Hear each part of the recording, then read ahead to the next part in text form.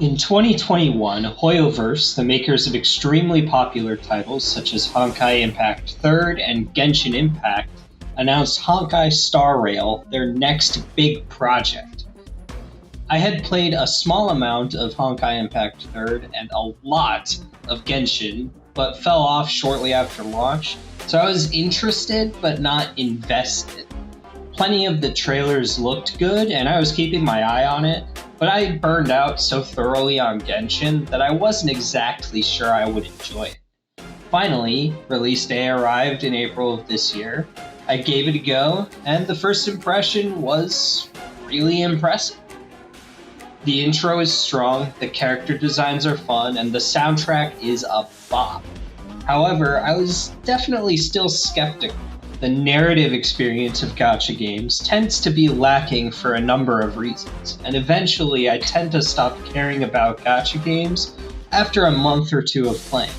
Dragon Ball Z Dokkan Battle is the only one I really cared about before this game came out, even though I enjoyed plenty others, and I tend to dip in and out of playing even that game. However, it wouldn't be long before I realized that this game would not only become my favorite mobile game, but one of my favorite games released this year. And it's not just one aspect of it that I love. In Honkai Star Rail, you play as a main character who suffers from amnesia and is picked up by the Astral Express crew, a group of travelers, also known as trailblazers, who go out into the universe and seek adventure. You and your buddies March 7th, who also suffers from amnesia, and Dan Heng, the cool guy with the dark backstory, travel with Himeko, the leader of your group, and, well, Yang, a very knowledgeable old guy who I'm sure won't be all Witness the mine. stars shatter before you. Survive or be destroyed. There is no other choice.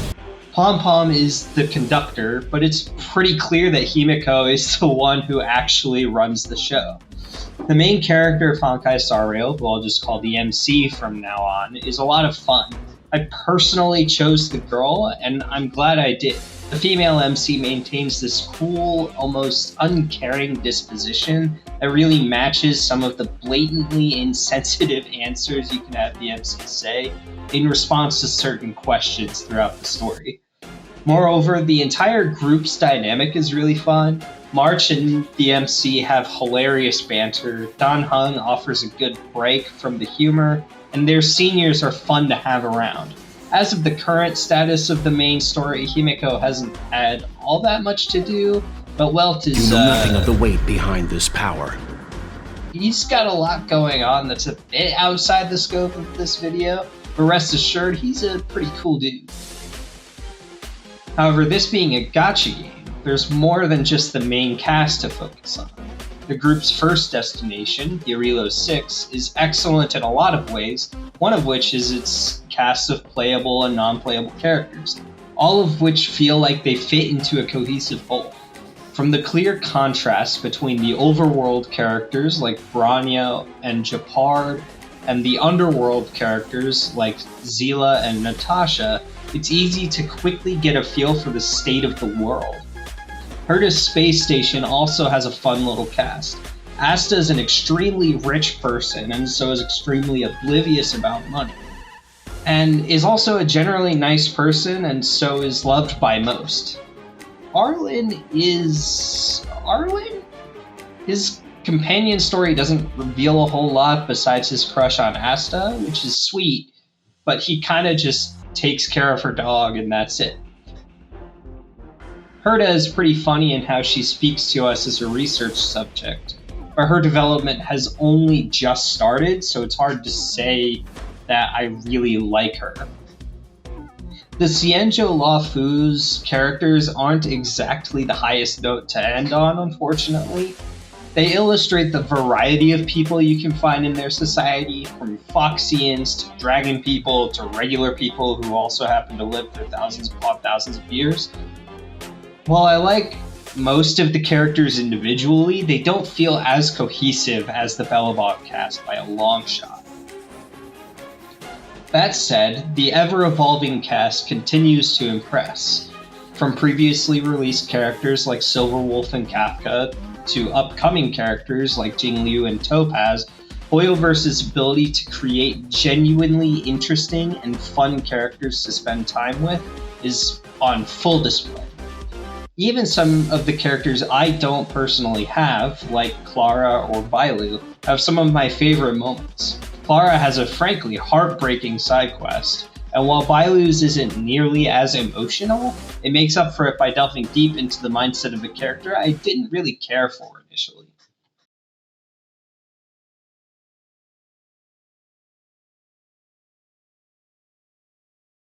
Honkai Star Rail has a relatively simple battle system on its surface. Each character has 3 moves, a basic attack that regenerates 1 skill point that you can use on the second move, a skill that has some kind of effect from providing a shield to a stronger attack, to healing, to gambling, and then the ultimate, which has a similar variety of effects. Slot each character into the turn order based on their speed, slot the enemies into the turn order based on their own speed, and bam, you have a pretty simple turn-based battle system on your hands. However, there are a lot of different variables between each individual character that can change the dynamic of a team.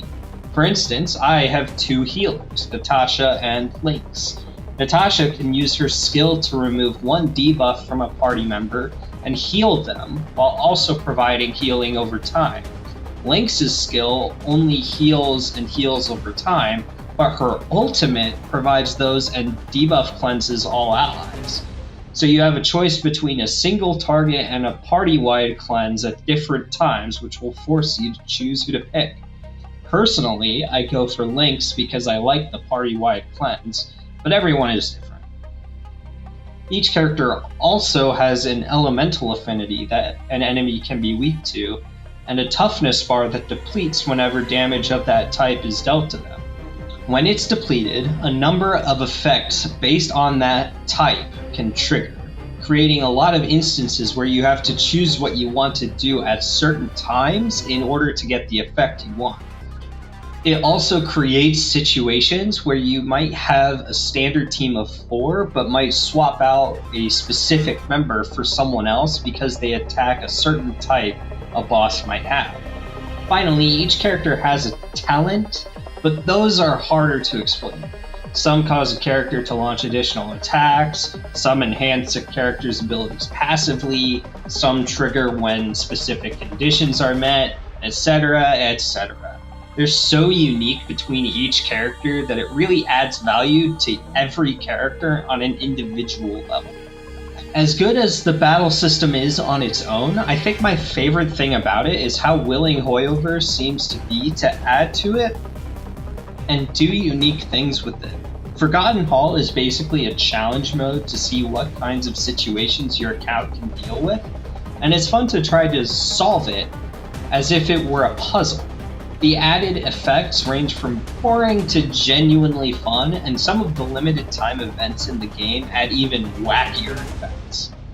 Simulated Universe is effectively the game's roguelike mode, and like Hoyo's other roguelike modes, it does its job well.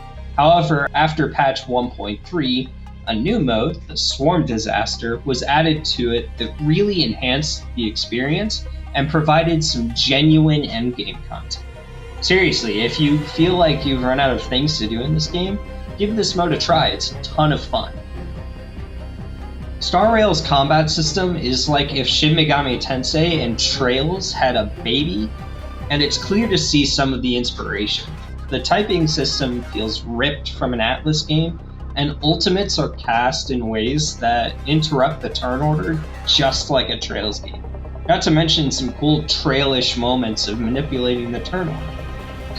Given these are my 2 favorite JRPG combat systems ever, it's easy to see how I fell in love with it. While I love a cast of pretty anime characters and a great combat system, it's not enough to make me fall in love on its own. If that were true, I'd think every post-Black and White 2 Pokemon game was a 10 out of 10, which is categorically false.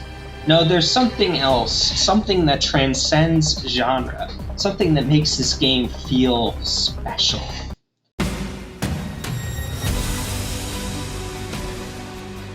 Cocolia is the main antagonist of the Yarilo 6 storyline. The story is a bit complicated to go over in this video, but she is a remarkably well-written villain, and the player's emotional connection through her adoptive daughter Branya is well established. However, she poses a threat to the whole planet, and as a result, you gotta fight her in a climactic battle. At first, she seems unkillable, but you receive a blessing from an Eon, which is basically a god of a specific idea, and the MC gets an awesome fire lance that they use to raise a shield to protect against Cocolia's ice attacks. Wildfire, the theme of this boss fight, blares in the background when Cocolia uses her special attack. This was the moment I knew I loved this game. Not only am I a sucker for vocal themes, but this style of bombastic rock being used to enhance the hype of a battle is something I have been conditioned to love by virtue of being a Sonic. Wildfire very much made me sit up in my seat and pay attention in a way most games don't manage, let alone most mobile games. This boss is one of my favorite bosses of the, which is saying something, given how many games with great bosses I've played this year. Overall, Honkai Star Rail is by far my favorite Hoyoverse game, and I'm really excited for what's to come. Thanks for watching, remember to like and subscribe if you enjoyed, and go play Honkai Star Rail if you think you'll like it.